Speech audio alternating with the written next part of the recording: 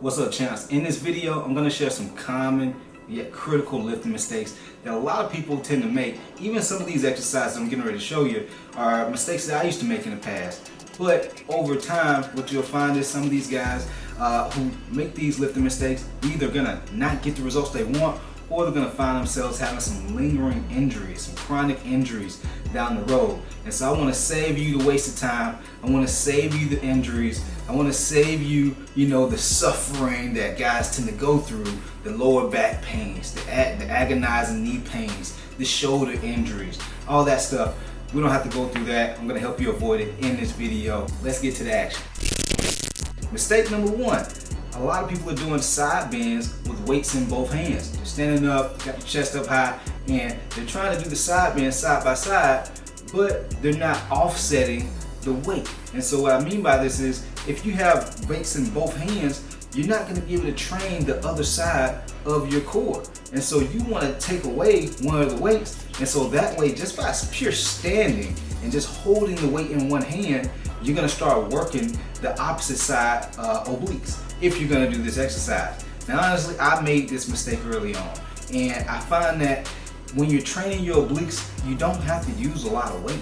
I see a lot of guys, including myself, I would use like a 45-pound weight, a 50-pound weight, and I do these side bends, and these muscles would get stronger, but they would also get bigger, and so it will make my waistline thicker. And so this is a common mistake I see a lot of guys make, and I tell guys instead do seated ab twists, where you sit down on the ground and you can just use pure body weight, have your feet up in the air, and tap your fingertips on both sides. And as your abs get stronger, you can switch over to doing more weighted, where you use a 10-pound, a 20-pound, or maybe even a 25-pound weight, and just twisting it to strengthen and tone your obliques and your abs. Number two, squatting on a Bosu ball. Now this one right here looks like you're in the circus. Guys, now I see a lot of trainers who try to do this with their clients. A client who wants to lose weight, a client who wants to get stronger, yet you have them squatting on a Bosu ball. I look at this as kind of like a high-risk exercise, because one, this person wants to get stronger, so they have to use challenging weight. And so now they're not just using challenging weight, but they're using challenging weight on a stability ball, where they have to focus on their balance. Now they're not focusing on strength, they're just focusing on trying not to fall, trying not to injure themselves. And so instead of that, just squat. Just do a traditional squat without a Bosu ball. If you're gonna go for balance and stability, where you maybe trying to do some type of rehab, because I remember when I was in college, I had pulled my hamstring, and so I had to do these balance and stability exercises to strengthen those muscles and those muscle fibers. But if you're focusing on strength and just pure transforming your body, number one, nutrition, then two, focus on doing strength training exercises minus the balance and stability. That way you can avoid the injuries and not getting results at all. Mistake number three, standing chest press with a weight in your hand. I see a lot of guys do this and they think they're getting a good squeeze on their chest and they're getting the most out of their chest while they're just standing up holding on to like a 10 or a 25-pound dumbbell or weight, and they're just pressing their arms out straight, but they're really not getting the most bang for their buck for this exercise. And in reality, they're working more of their shoulders, the front of their shoulders, rather than their chest. You may feel a little bit of a squeeze in your chest, but it's nowhere near as effective as doing a chest fly with the chest fly machine, or chest cables. It's nowhere near as effective as doing maybe even a chest press exercise, or push-ups for that matter. Unless you're just trying to crush your shoulders, you just want to work your shoulders. But this exercise is not a primary chest exercise. More than anything, you're working the front of your shoulders.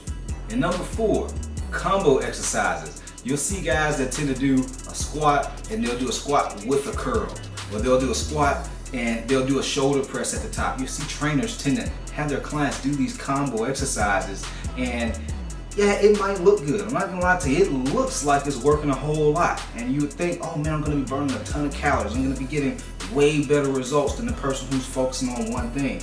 But I've read this book, you may have heard about it before, it's called The One Thing by Gary Keller. And here's the thing, we can only focus on one thing at a time. And so that way, by us being specific, by us being focused on that one thing, we're able to get a lot further ahead than the person who's trying to spread their attention thin. Okay? And so same thing applies when we're lifting weights. And so instead of doing squats with a curl, you know, your arms may be burning because you're using, you know, a 25-pound dumbbell or a 30-pound dumbbell, but your legs are not really getting the burn, or your legs are not really getting the true benefit that it could be getting because the weight's too light for the squat that you're doing, the squat curl that you're doing. And so instead of doing 2 exercises to try to hit multiple muscles at one time, focus on doing 1 exercise. Do your barbell squats, do your goblet squats to hit your legs, do your leg presses to hit your legs or lunges, and then just segue over to doing bicep curls, doing a preacher curl, doing a standing dumbbell curl or something. That way you can use the proper weight to effectively train that specific muscle, and you'll get way better results than trying to focus on 2 things at one time. Mistake number 5, squatting with your heels off the ground. Listen, when you're squatting, and I see this a lot of guys, they tend to squat down, and when they're going down, they're up on their toes and their heels are off the ground. You have no power and strength when you're squatting on your toes. And I'd go so far as to say, when you're squatting on your toes, your knees are in a very, very vulnerable position. You have no strength, you have no balance. Try just squatting down on your toes. Just try it. Just see how much balance you're gonna have. But when you're squatting down, and imagine having 225 pounds on your shoulders, or imagine having, you know, a 80-pound dumbbell in your hands when you're doing a goblet squat and you're squatting down on your toes. It's gonna be way less effective. You're gonna find yourself maybe even having some knee pains or some ankle issues. And so make sure that your heels are flat, because you should be driving your feet through the ground. Your entire foot should be on the ground and driving your foot through the ground with your heel flat. And so that way you have more strength when you're pressing up, and you have more strength and control as you're squatting down. Mistake number 5, rolling shoulder shrugs. I used to do this mistake so often. I used to, you know, put the dumbbells in my hands, and I had like some 45-pounders or some 50-pounders, and I'd be shrugging my shoulders forward or shrugging my shoulders backwards, thinking I'm getting it, thinking my traps are about to be huge, my shoulders are about to be huge, but I still wasn't seeing the results that I wanted. And I wasn't sure what I was doing wrong, and it wasn't until I started doing some studying and I started to realize, man, I don't have to roll my shoulders to get the true benefit. I'm supposed to be shrugging my shoulders up to my ears. That's the most effective way to do shoulder shrugs. So instead of rolling your shoulders forward or backwards, you should be shrugging your shoulders directly up towards your ears and then bringing them back down. So you should be looking at your shoulders like in a straight line, a vertical line. You should be shrugging your shoulders directly up and then bringing them directly down, but having some control as you bring your shoulders down. Don't just drop your shoulders as soon as you get them all the way to the top. You want to have control going up and control going down, but on the way up you should get a good squeeze in your traps when you bring your shoulders up, so that you can get the most out of the exercise versus rolling them forward or rolling them back. You can't really get that squeeze. Mistake number 7, rushing through the exercise. This is by far one of the biggest mistakes that I see a lot of people make, because they want to avoid the burn.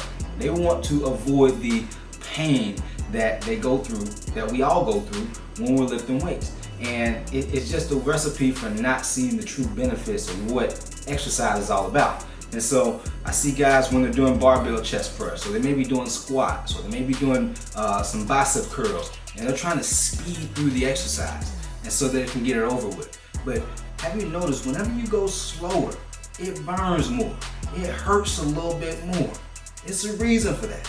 It should feel that way, because through that pain, there's gonna be progress. And so you wanna go slower, not just so that you can get through it, not just so that the exercise can be more effective, but also you can avoid injuries. Because when we start lifting heavier weight, the risk of injury is a little bit higher, especially if we're going too fast during the exercise. And then benefit number 2 is we're able to feel and focus on the muscles that we're actually working. Have you ever noticed when you start speeding up, you don't really feel the muscles that you're working as much, because you're just blitzing through the exercise. And so focus on going a little bit slower as you go through the exercise. And so that way you can get the most out of it. You can feel your muscles. We also call this like muscle engagement. And so that way, the more you can feel it, the more you can get the most out of that exercise without doing a ton of reps, without spending a whole lot of time in the gym.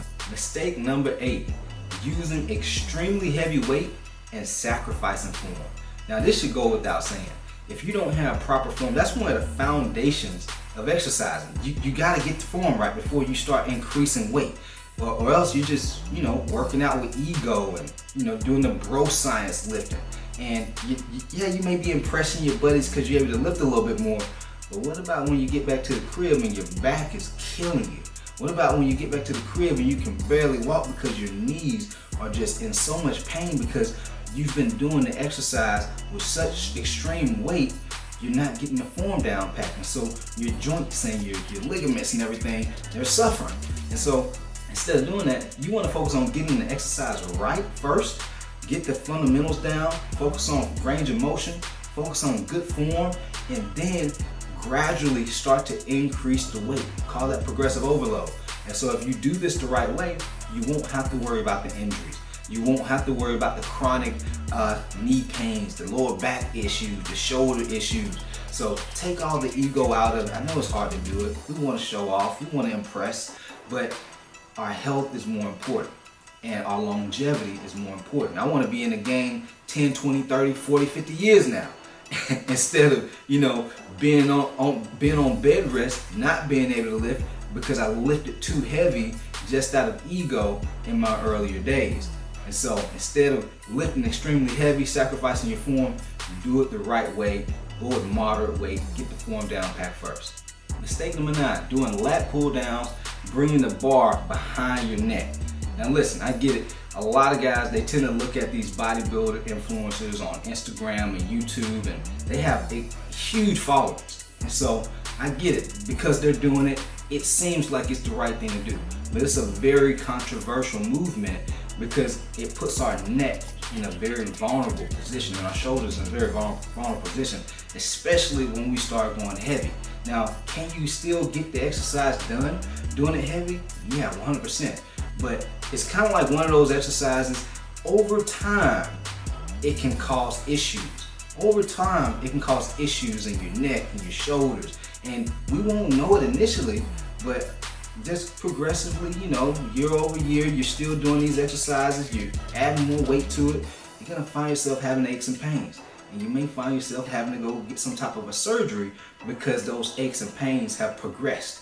And so if you want to avoid that altogether, focus on doing the exercise the right way. Instead of pulling the bar behind your neck, pull it down to the top of your chest. All right, pull it down to the top of your chest, almost like you're doing a pull-up.